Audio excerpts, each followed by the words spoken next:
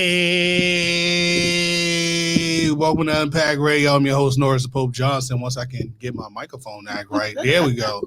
There we go. Put it right in the face, baby. And I got with me, Batman. Happy Friday, guys. And we are talking about PEDs in the world of shenanigans, baby.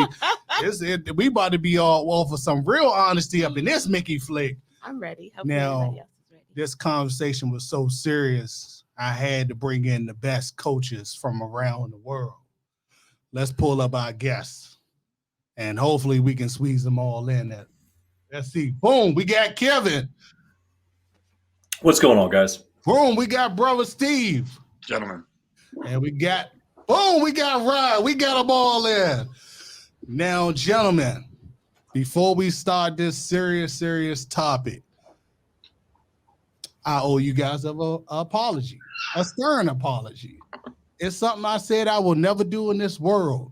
It's something I said I would never consider doing. I may have told some of y'all to burn in hell. Last time I saw Kevin, I gave him the middle finger. Pull it up real quick, Ryan.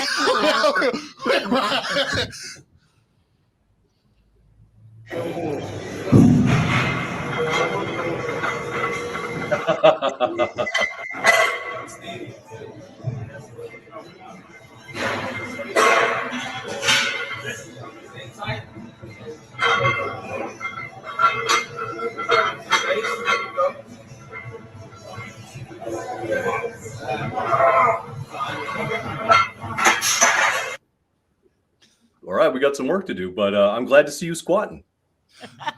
Now, gentlemen, that was higher than Snoop Dogg, but that's good to see. I apologize. So, welcome to the brotherhood of legs. Now, let's get into this because as I was looking around in a world of fitness, needs to change.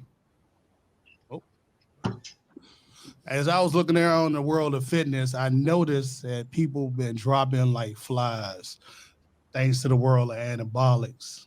And I mean, we're going to come from a place of honesty. And be open. So how about we start with Kevin and work our way around the circle? What do you think is the issue, and why are people dying? When we normalize risky behavior, it becomes more prevalent. People stop thinking, especially young people whose frontal lobe and parts of their brain haven't completely matured. We start thinking that stuff will never happen to us. And we become more likely to make choices that might shorten our lives to get the results that we want absolutely now. We live in a world where we get everything we want right now. We want food, we can have it delivered straight to the house. So people aren't willing to put in 10 years to make the progress they could make in 2 if they took a shortcut. And we're seeing more and more of it. And we're seeing the side effects.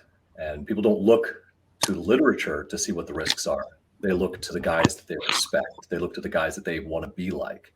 And they base their decisions off of what those guys are doing. And a lot of those guys are, they're not making it out of their 50s. There are other life choices that have to do with that. It's not just PEDs, but I believe that plays a really big role in it. And that's why I think it doesn't have a place in the conversation of longevity and wellness that it should. Brother Steve, why do you think people take these shortcuts?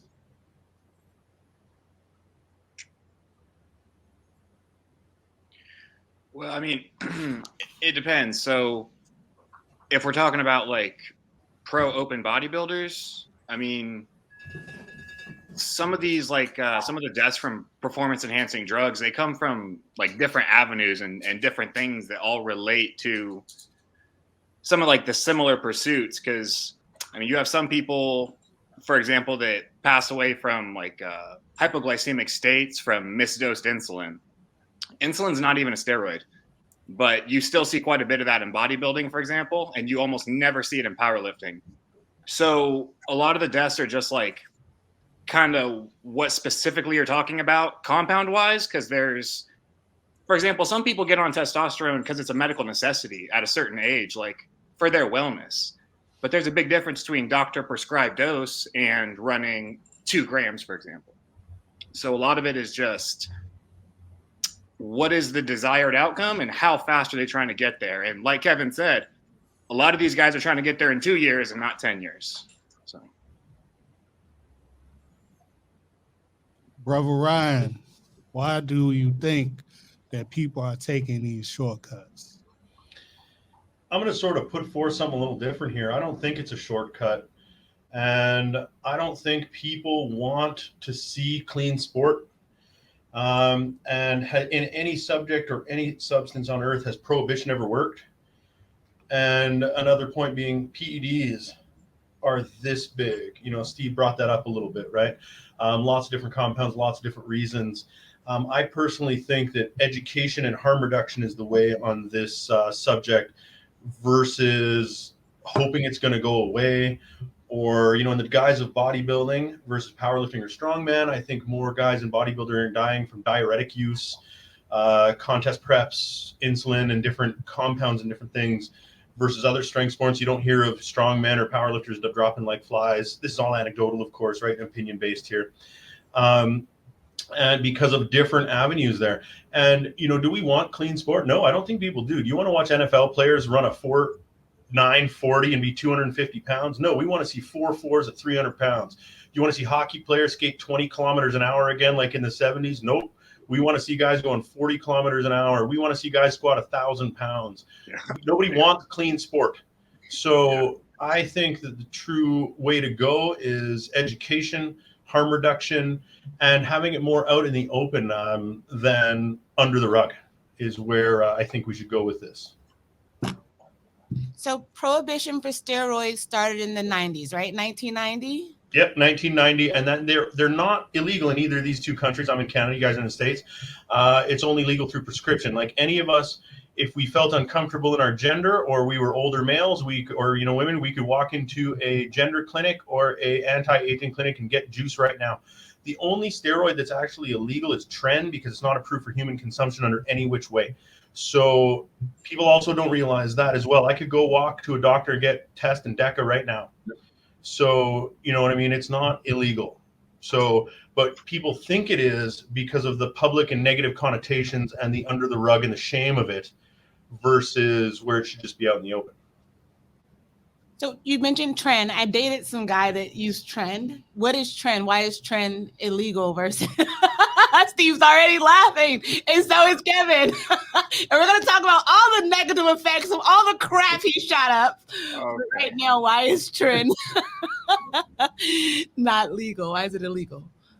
The basic is that it's never been approved for human consumption.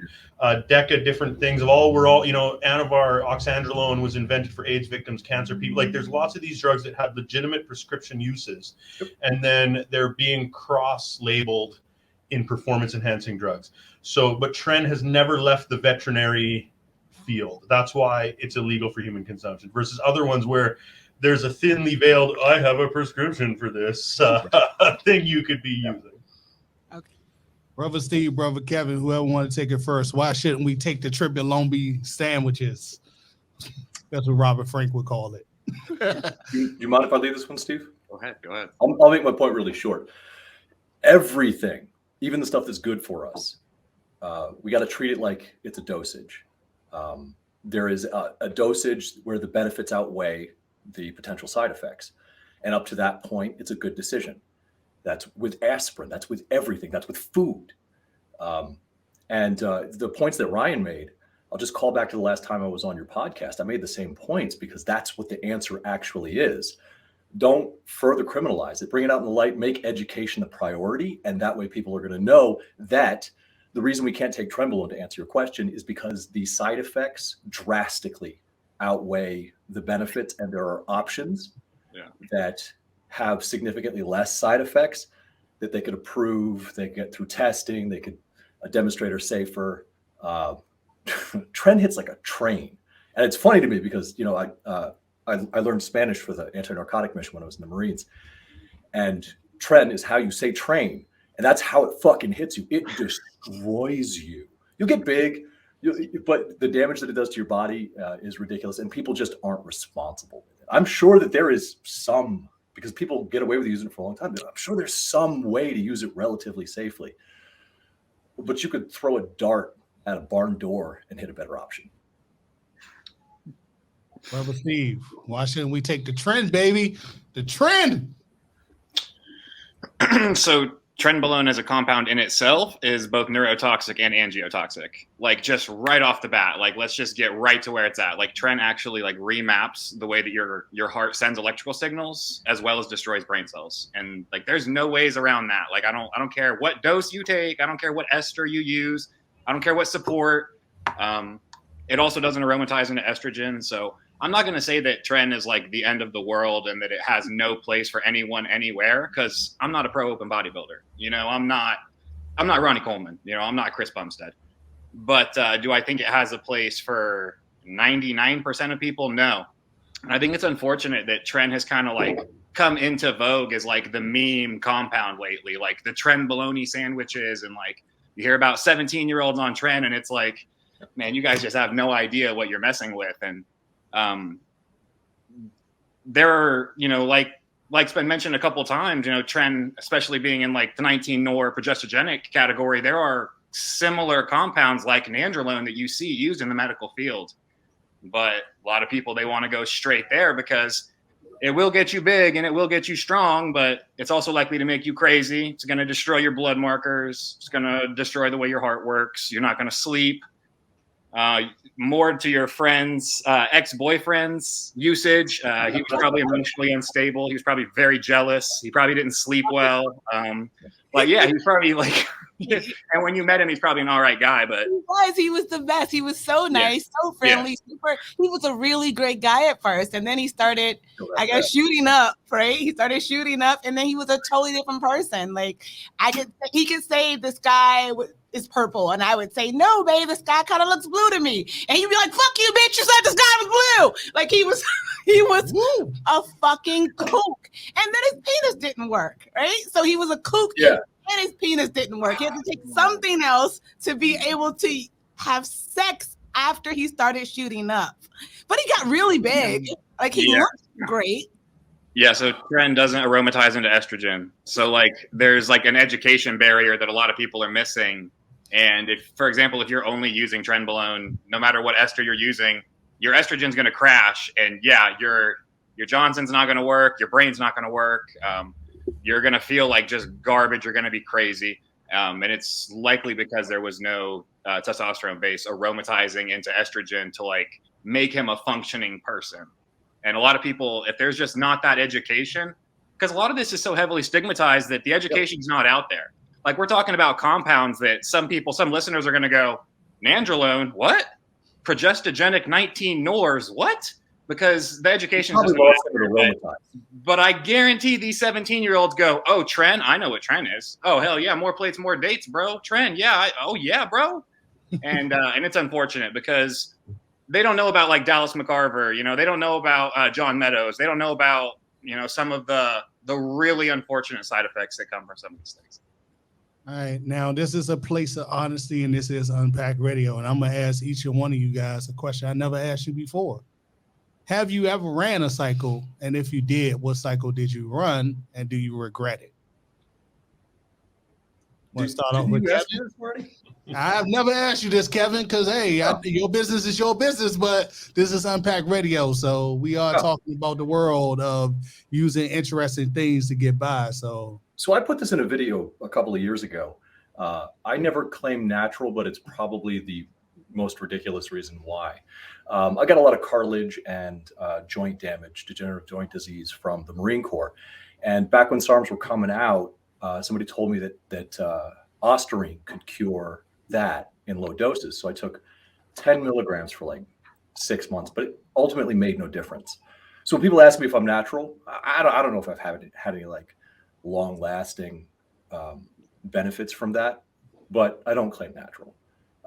But 6 months, 5 years ago, and that was it. I've never messed around with test. I've never messed around with anything even else. I like creatine. I like pre-workout. I don't even take glutamine. But it's not a moral issue for me. I want to make that really clear. It's a longevity issue. I want to make it to my 97th birthday. That's my fucking goal. And I just do not believe that I will make it if I'm using that shit to get big now. I just don't believe it. Brother Steve, have you ever ran a cycle? If you ran a cycle, why did you get off and do you regret it? Okay, so like nomenclature is important here, and you're using the term cycling, and in like sport, bodybuilding, powerlifting, that generally refers when someone will take their usage and like cycle it up to higher dosages for a longer period of time, and then they would cycle it back down. No, I've never done any of that. Probably 6 months ago, I was prescribed testosterone from my doctor. I did an initial blood test after a consultation, and my total testosterone came in at 280. Not good, like well below the reference range. I was 29 years old at this point.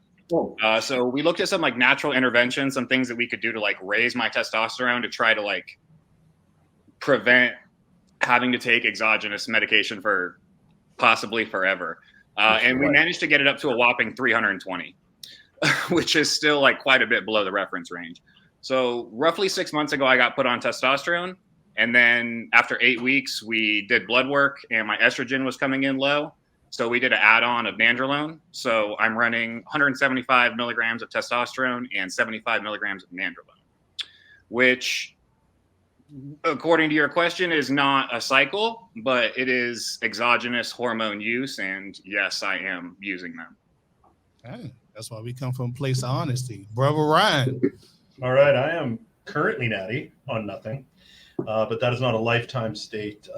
Essentially, you name it, I've tried it over the years. I competed natty as a power lifter and truly was, but I've also done things like when I was WADA tested, let's go super honesty, we'd look at the WADA book that came out and we would read every compound in it and then find compounds that weren't in it and take those because it wasn't technically against the rules at that point. And I've done from HGH to SARMs to test cycles to everything now. I started relatively late in life, and I do cycle on and then cycle off. So there you go. So all my folks out there that see me on the chat boards, there's the drop of honesty of I am sometimes natty. And then when I do some of these cycles, I also refer to myself as YouTube natty because they're often less than a gram a week. So is a YouTube natty dosage. But as mentioned, currently straight natty, and I don't hide it, or I've never really hit it. So my last cycle, for example, I'm a fan of small amounts of each compound for the side to gains ratio, but doing many different compounds to hit the different families like 19 Nords, DHTs, test derivatives. So my last one was 400 tests, 200 trend, as well as EQ, 50 milligram of Proviron, and then an orals right before the contest. But yeah, I don't know, man. You name it, I have put it in my body. So there's some full honesty. Which oral? Pardon me? Which oral? What I would do is Proviron on cycle just as sort of a AI kind of little mild thing there and get the free test up. And then I would do Anavar or T-ball in the weeks leading up to a contest. But I've tried Anadrol and it just poisoned my body. So that one That's what I thought you were talking about. Pardon me? That's what I thought you were talking about. When like powerlifters talk about orals pre-contest, I usually assume we're talking Anadrol. Oh, I see. Here's a good lesson for anyone listening on this. I did Anadrol for a pre-con for before a meet, and it was so toxic to my body. I swear my total went down. Your liver. Because like, if you feel like shit, how are you going to step up on stage and perform? And when I did milder compounds, and I mentioned I truly do tiny little doses, like less than a gram and all that. I built the house natty as well, which changes it, right? And feeling better before contest has gotten me more kilos on the bar than going up with yellow eyes. No one should be cognizant of where their liver is. Full like jaundice. You should not be. You should not know where your kidneys and liver are, and then oh my God, where you are keenly aware of where your kidney is or where your liver is throbbing, and so I scaled it back on that kind of stuff. So you called it YouTube Natty. Yeah. Is there any chance that we can just start to coin Natty Light because everybody buys it, but it leaves a shitty taste in your mouth? Natty Light, sub a gram a week is Natty Light or YouTube Natty. That's right. In all honesty, you know, this is a place of honesty here. I've never used anything because my wife won't let me use it. But trust and believe, as 43 start creeping up and things start getting more interesting, it's getting harder and harder and harder. No, you just started working legs. You're going to find new gains in there. I'm turning 43. I'm turning 43 in a couple of months, and I'm still getting stronger. Geez, all you guys are young bucks. Jeez. Woo. Wait a minute. Ryan, are you older than us? Lord. Pardon me? Are you older than us? Yeah, I'm turning 44 in a month. Oh, I mean, I was being a little flippant on the. Okay. I was like, man, you're doing great if you're significantly older than us, because I thought you were younger. Well, I'm still getting PR, right? I'm creeping on a 1,600-pound total in my mid-40s, so we're still trucking. I would love that. Yes. So Kevin, you mentioned some names. You said that the 17-year-olds, the kids that are taking these drugs, they don't know the names of people that have had like extreme adverse reactions to them. Can you tell us anything about any of those people? You know, kind of give the kids a warning or some heads up, something to help them pay a little more attention to what they're taking. I think the kids do know some of the names because they're following these guys. You know, Rich Piana died young. We just lost John Meadows, and that was after he stopped cycling, as Steve properly defined it. I know that when most people say cycling, we're just talking about have you ever used anything? Yeah. But he stopped doing that and was on a stable test. Mm-hmm. You know, they know the names. The problem is there's always somebody else who they can look to and identify with. And we only talk about the famous ones. And these guys were absolutely right. It is a lot of interactions. It is a lot of circumstances. It's going hypoglycemic, et cetera. But that's all part of it. You know, almost none of these things are used ubiquitously in isolation. So I don't think it's a matter of them not knowing. I think it's them having so many people disguising the cost, the physical cost, as it's happening and glorifying it, that make them turn easily a blind eye. It's a human thing. We turn a blind eye to things that we don't want to see all the time, every single day. They're not thinking about getting to 97. I think about it because I married a woman who's 14 years younger than me, and I don't want her to have to face the world alone. So I got to take care of me. I didn't plan to, but she came along, and I just could not say no. And now I'm stuck. Now I got to be here. Now I got to be healthy and shit. Or I'll be honest, I might have made different decisions. I didn't take up fitness until I was 35. The Marines is not fitness. The military spends your body. They don't give a shit what happens to you after you leave. So I didn't even learn anything about fitness until I was 35.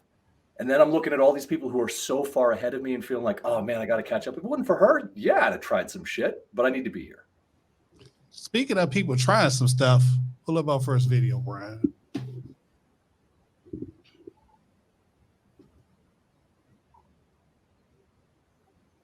Such emphasis for bodybuilding needs to change. We lost John Meadows, then George Patterson, recently Sean Roden. There's such an emphasis for size in these competitions, which makes people need to take absurd amount of drugs just to keep up with the requirements, which is killing them. Derek thinks that somebody needs to die on stage before they actually make a change. Blow this shit up because there needs to be a change. People are dying way too young. Bodybuilding needs to change. We lost John Meadows, then George Patterson. Shout out to Dirk, more plates. But good question. Does the world of bodybuilding, powerlifting need to change before somebody drop like a fly? I don't think that would change it. The only thing they could change that would make an impact would be the judging criteria. It's pretty easy.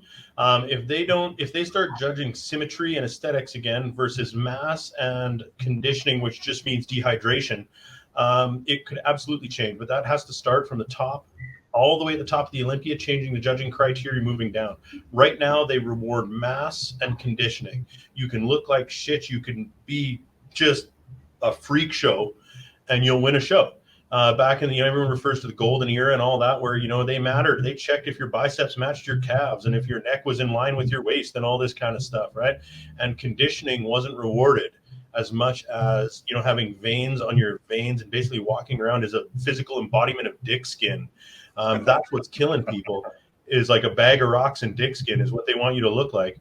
And that's where the deaths are coming from. So the judging could just say, okay, we want guys at 5% body fat. That's the new criteria. I'm just picking a number out of the sky, and we want aesthetics. And then that would absolutely change the stacks, the cycles, all of the different various diuretics and different ways contest prep would change. But that's the only way bodybuilding can change and still maintain its, people still want a freak show. Yeah. That's really what you're going to go buy that live stream for. But they could make it healthier, and that's where it would start. Brother Kevin, what can we do? Ryan touched on it this time. I touched on it last time. We have to educate.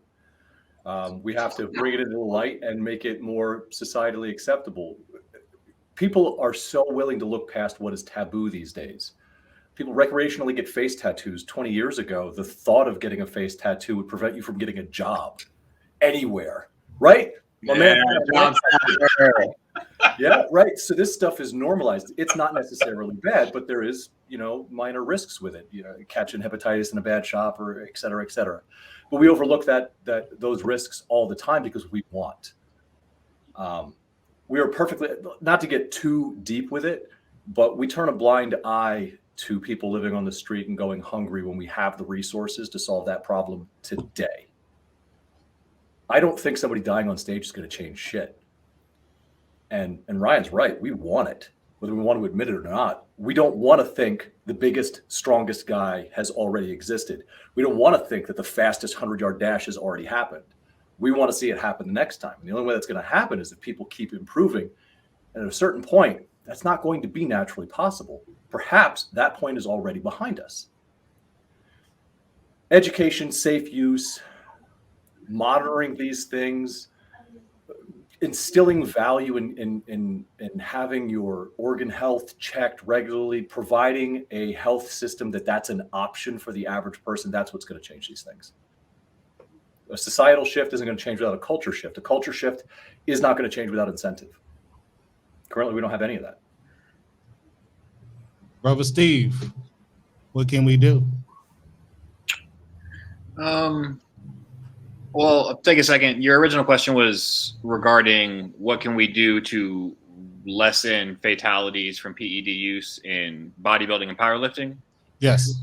So I'll say that like fatalities from outright PED use in powerlifting, like I'm struggling to think of any off the top of my head.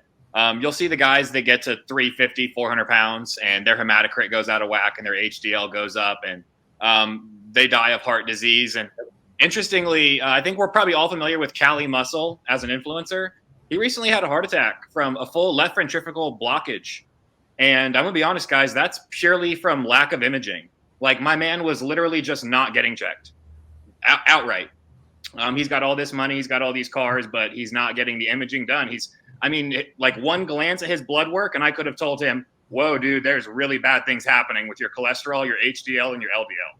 Your hematocrit, like your blood is thicker than maple syrup, son. Like, and literally one test would have showed it, and he didn't do it. And that's a big part of the issue. Is a lot of this is like, can we reframe bodybuilding as a sport in the judging criteria to save people's lives? I'm going to be honest, no. I don't see it. You want to judge on aesthetics, and gosh, like bodybuilding judging is already so like ambiguous and so like abstract that if you start judging on things like aesthetics, which is not a judging category, by the way, you're really going to run into a hard time figuring out who's who. And we pivoted in the late 90s to mass. Jay, Ronnie, really since that time frame, bigger is better. And you see it today. Nick Walker just went on a tear this year, and he's the youngest mass monster. The kid's massive. I have noticed an interesting rise in popularity with classic they call it, physique. And you see Chris Bumstead is the newest, biggest thing on social media. And I think that category is interesting because what I noticed they do is weight limits. Like you guys, like these competitors cannot get to 300 pounds. Like they're not. And I feel like if you limit the size of some of these men and you limit, like Ryan had mentioned, you limit the amount of fat they're allowed to strip off their body, I feel like you could save more lives doing that than anything else. Just because the drive to be 300 pounds with abs, like just the pure strain on your like cardiovascular system, like just your heart's not made to keep up. And for example, when Dallas McCarver died, they weighed his heart. It was 833 grams. Put that in perspective. The average human heart is like a shade over 200, like mid 200s. So his heart was like, a little over 3 times the size of a like well-built male's heart. And that is purely from the pursuit of mass. Like you know, you're trying to be 300 pounds. Like that's part of the game. Like, but if you take away some of that, I feel like you can save some of these lives. One thing they could add that came to me after there with your IFBB Pro card is quarterly blood tests. You know, a health marker test, right? Like a wellness committee there with the IFBB going, hey, you got to get a quarterly blood test. And at a certain point, we understand, you know, when you get, you know, some of these things are going to raise, you're going to have more red blood cells. You're going to have some different markers because you're on different compounds. But they'll be able to sort out the danger and say, sorry, bro, you can't compete next year until you get your whatever under this level and all of that. Like even just quarterly blood tests would probably save lives. And that would be very, very easy to do from an administration standpoint with the IFBB. You want to keep your pro card, show us your quarterly, bi-yearly, even annually blood test and show it within X parameters from a certain accredited lab. And, you know, that would almost be instantly administratively towards that. And it would show the IFBB cares about its athletes at a certain point when they put in something like that versus, you're right, Stephen, ambiguous judging category. I think that's an awesome idea. And I think it's one of the few things, and chaps my ass to say this, that the companies like the UFC does better than other organizations.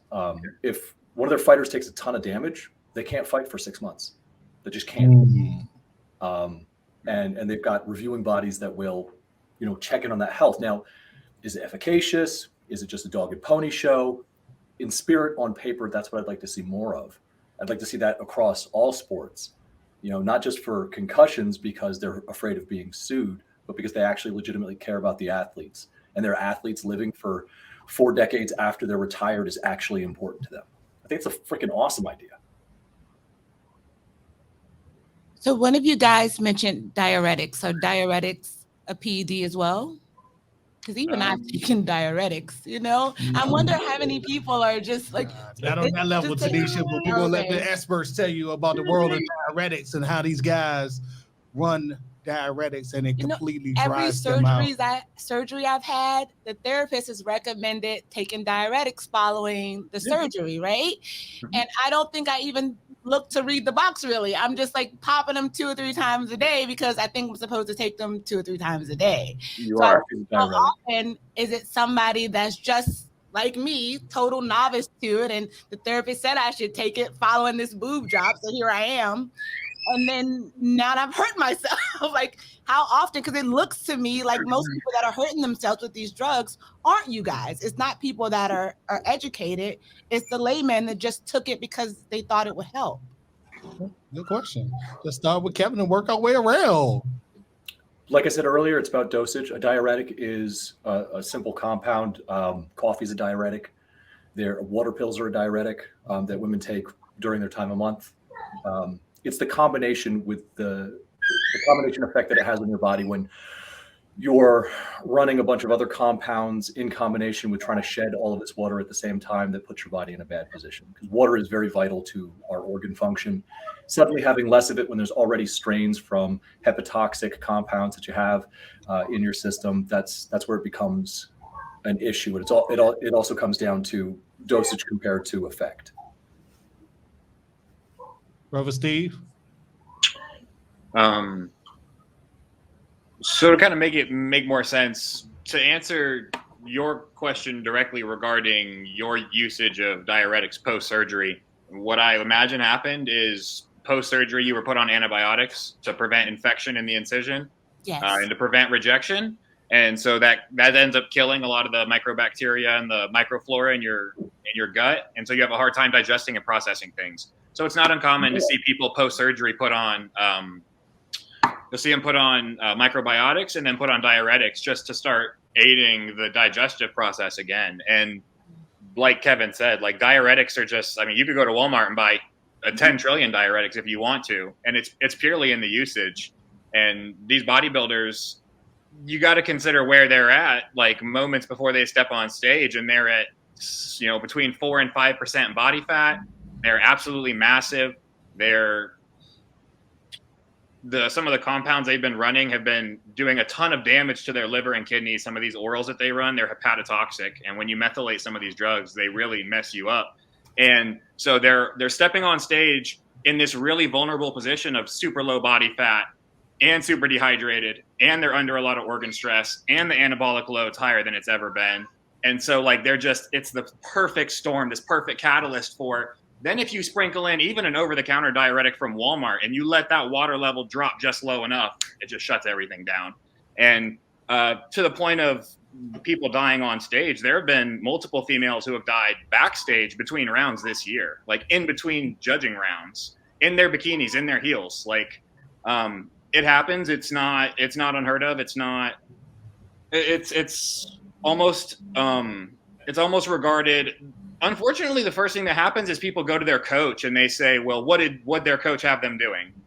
And it's like, man, there's got to be like a pretty high burden on the athlete to understand that like you are really playing with not fire like napalm, like you're playing with some really dangerous stuff because of the perfect storm you're creating and in your body. And diuretics by themselves are not harmful, dangerous, or need to be regulated. But when you give someone who's 4% body fat, under a lot of organ stress, under anabolic load, when you give that person too much diuretics, it can be just enough to really shut everything off. Brother Ryan. I'm going to go a little somewhere different on this. There's nothing that hasn't been said about the other guys there about the diuretic use. Dehydration is brutal on the body just from that, even if you're a natty.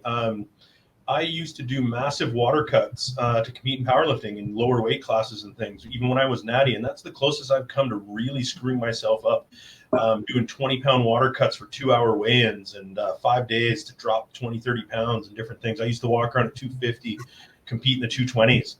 And doing that, even natural and unnatural, but I've stopped water cutting, I gave myself edemas, blew up my feet after the meet, and like swollen ankles and all this kind of stuff, and like blow out my kidney markers and everything. I was natty, and that was just from massive dehydration to make weight for the meet. So like you're playing with fire. Diuretics are not when you squeeze every drop of water out of your body. Like it's not cool. Like wrestlers or like, you know, any even total natty athletes, like that's one of the harshest things you can do to yourself. And then as Steve mentioned, add layer on layer on layer on layer.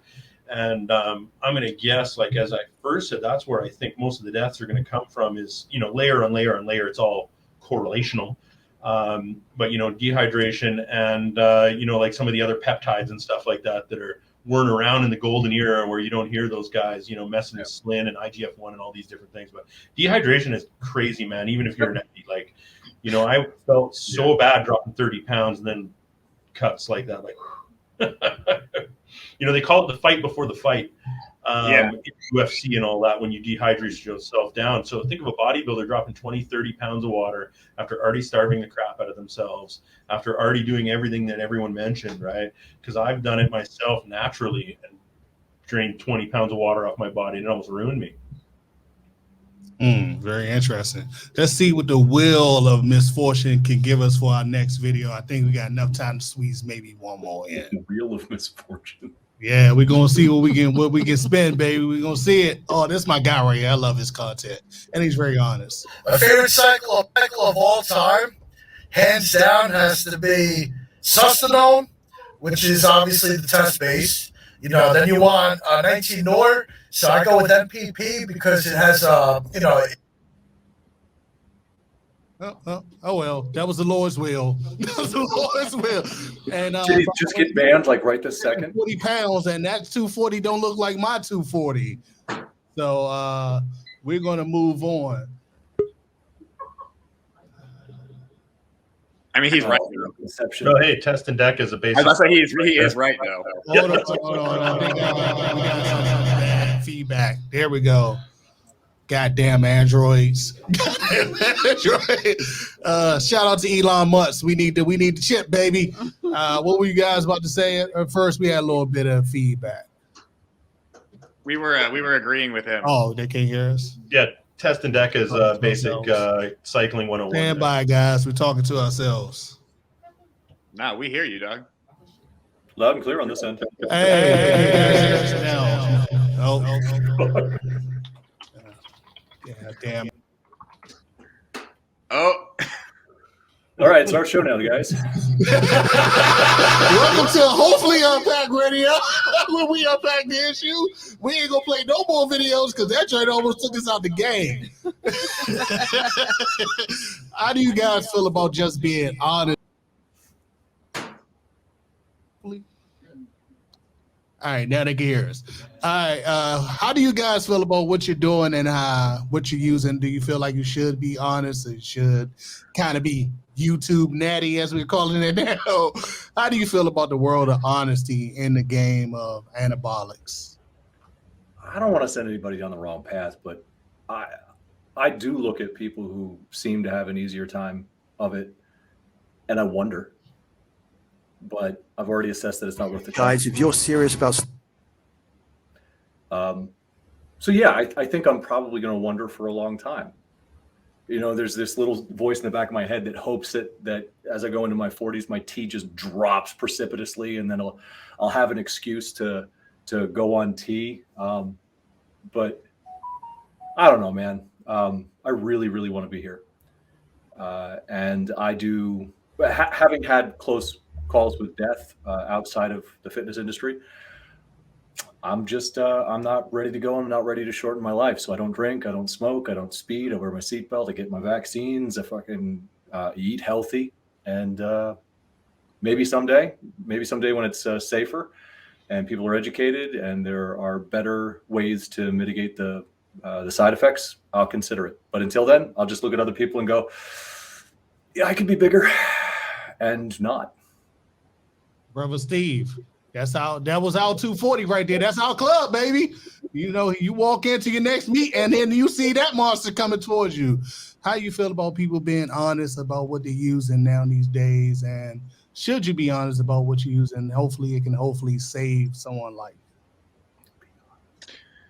So I feel like there's shades of nuance to all of this, like especially from if we're looking at someone, for example, who would classify themselves as like an influencer because they by definition influence other people who are influenceable.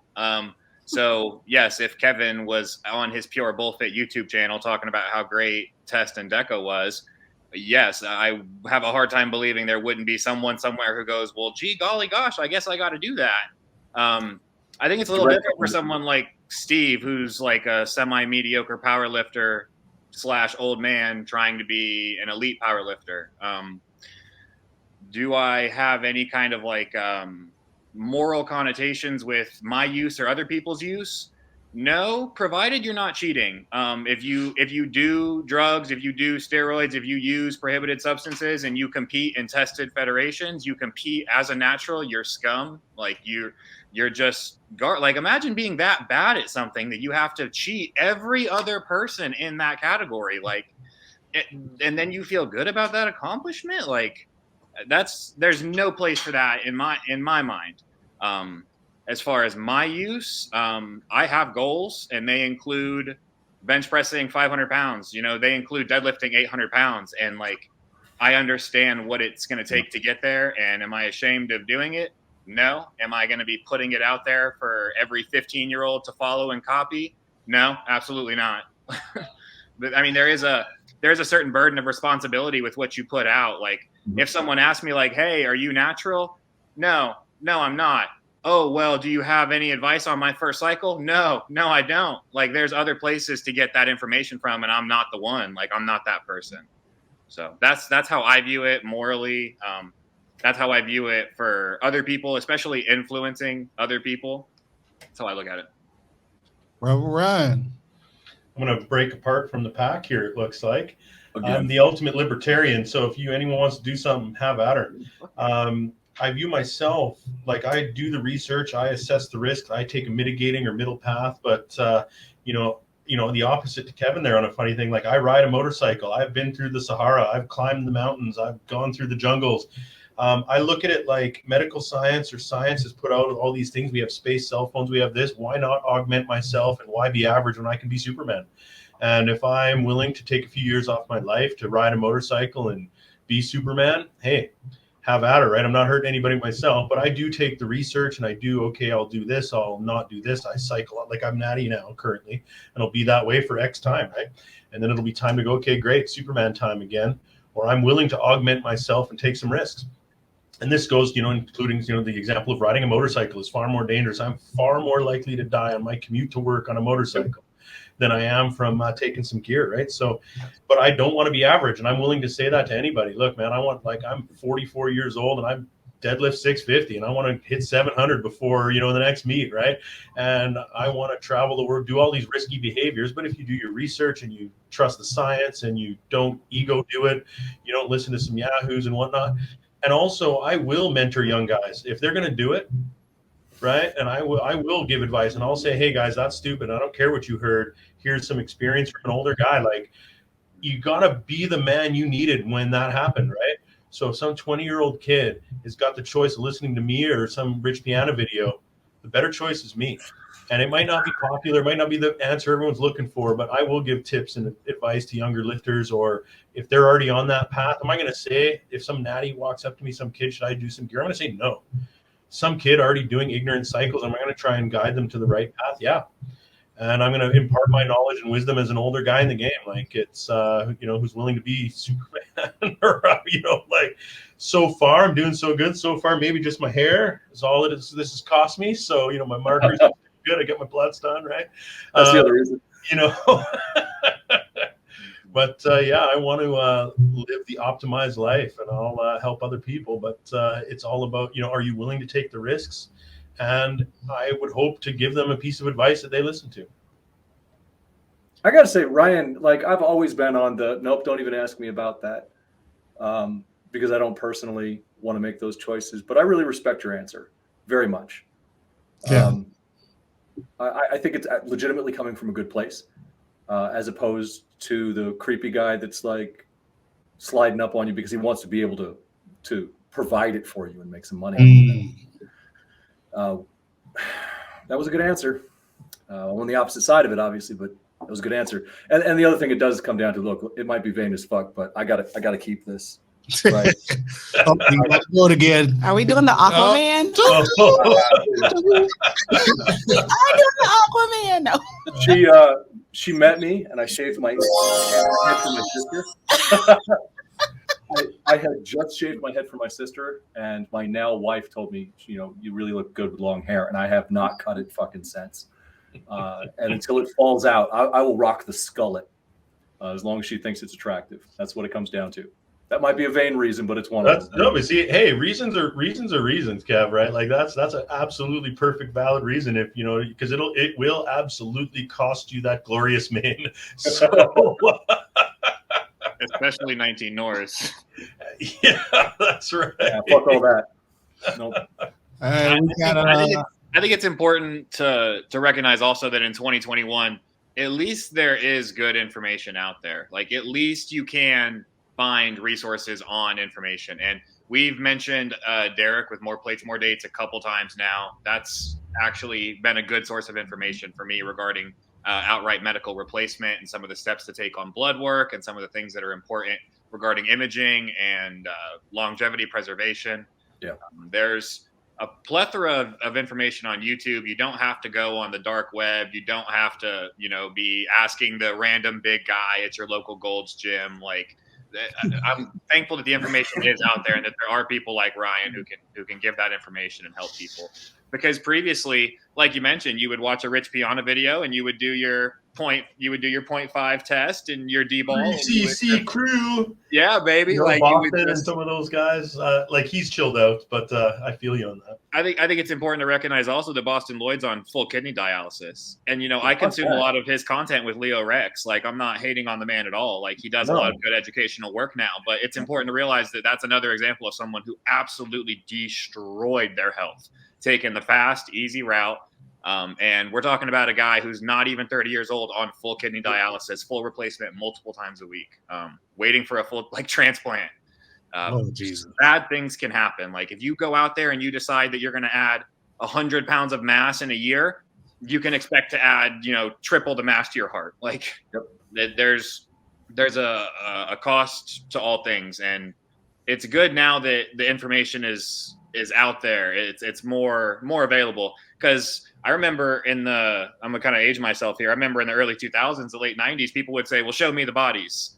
Show me the bodies. Steroids don't kill. Testosterone doesn't kill. Show me the bodies. And it's like, well, now we can take a more nuanced view and recognize that maybe testosterone in and of itself doesn't kill. Maybe anabolic steroids in and of themselves don't kill. But some of the lifestyle choices that you find with the usage and some of the ancillaries that you find with these add-ons, some of the things that come with the pursuit of outright mass, thankfully the information's out there. There are tests you can do. There are imaging that you can take. And I'm telling you guys, if you're on gear, get your blood work done at least twice a year. Get organ imaging done, ideally once a year. Your left ventricular valve, you need to take a look at. You need to look for growth in your prostate. You need to keep an eye on your liver and your kidneys, your ALT, your AST. Man, DM somebody, DM Ryan, DM me. Like, the information's out there, guys. Like, really, it's a good time.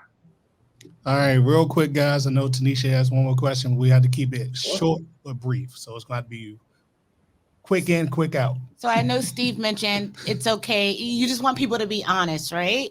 And I can remember hearing some guy talk about performing but not using steroids, right? So there are, I guess, championships or performance leagues that you can join when you're not, that you can compete in. So why are people moving towards one where you have to be super huge? Why is the popular thing to do not the natural body competitions?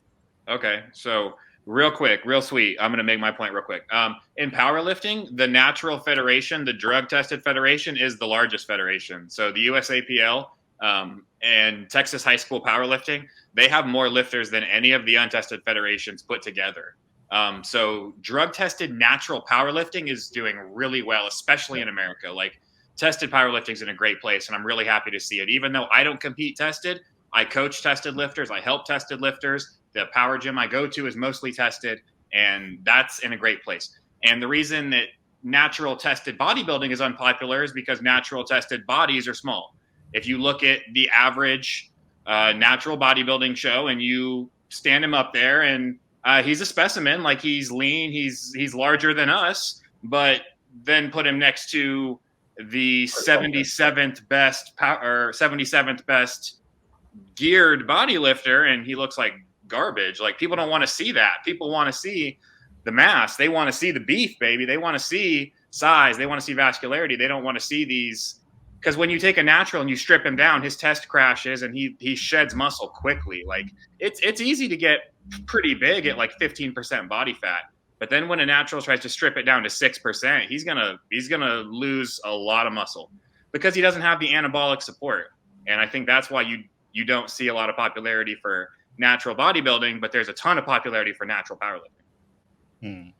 Unfortunately, you guys restricted me to 8 o'clock, so I'm gonna have to make my closing statement. My closing statement is, first and foremost, to all you guys, I humbly want to say thank you. Because no matter what time of day, no matter what evening, I can hit any one of you guys up for any type of resource I want, especially on this journey of deadlifting and squatting. I done probably had 1,001 conversations between Ryan and Steve alone. Matter of fact, shout out to Steve. He did my program for the tournament I won. So shout out to Steve. Well, he at least gave me the numbers. He gave me some good numbers, and I'm going to hit him up. I'm going to hit him up again. Oh, the percentages? Yeah. Yeah, I'm going to hit him up again, you know what I mean, for my kilos, you know what I mean, and what can I think I can safely do, because March is right around the corner, so Steve will be getting the inbox. But I will say, man, thank you guys, because you guys have been a great resource of knowledge.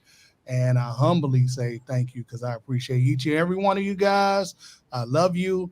and let's get these gains. Now, where can people all across the world find you at? Starting with Kevin and working our way around, where can people find you at, Kevin? Oh, some combination of pure bullfit. Mostly we operate in the Facebook community right now. Haven't been real active on YouTube because, frankly, I've had bigger priorities in my life. But if you're looking for me on social media, pure bullfit or purebullfit@gmail.com or the website, yada, yada, yada. If you need anything, just let me know. I'm here to help. I just want to let people live longer, happier lives. Brother Steve, where can they find you at? I'm on Facebook quite a bit. I'm an active administrator in multiple powerlifting groups. You can find me giving advice in Facebook groups like Squat, Bench, Deadlift, and you can find me talking shit in groups like Powerlifting Motivation Chat. My Instagram is at steves.lifts. I'm super active there. I post my training all the time. DM me, message me, guys. Brother Ryan, where can they find you at? I'm at the Welfare Gourmet on at the Welfare Gourmet on Instagram and YouTube. I haven't put up a YouTube video time ever, but on Instagram, I'm also on every pretty much message board, Pure Bullfit, Squat, Bench, Deadlift. I'm talking shit on powerlifting motivational chat, 100%. So you can find me around there, and yeah, I'm happy to help anybody. But as for myself personally, I'm still lifting and training, trying to make it to Worlds next year. So I'm going to ride a motorcycle to Worlds enhanced with my balding head as Superman, as middle-aged Superman. Oh, I love it. But yeah, you can find me on all the message boards and all the different sites. But at the Welfare Gourmet on Instagram, my training's posted there, and I'm going to see if I can be middle-aged dude deadlifting 700. I would love to see that, man. Tineshia, where can they find you at? Oh, it's at DMV Property Diva on Instagram. If you just Google at DMV Property Diva, DMV for DC, Maryland, Virginia, Property Diva, you'll get all of my stuff. All right. You can find me on Unpack Radio everywhere in the world. And every once in a while, I dip in a social media group when I'm not taking a mental health break. You know what I mean? It depends. Sometimes I like to take my little mental health break. So that way I stop Ryan and Steve from jumping on you. Because it gets vicious, boy, and they be coming out with knives out. So I sometimes pull back just to keep things sane. But before we go, man, I love you guys. I appreciate you guys, and I will be hitting you up off and on between now and March because we only build champions over here.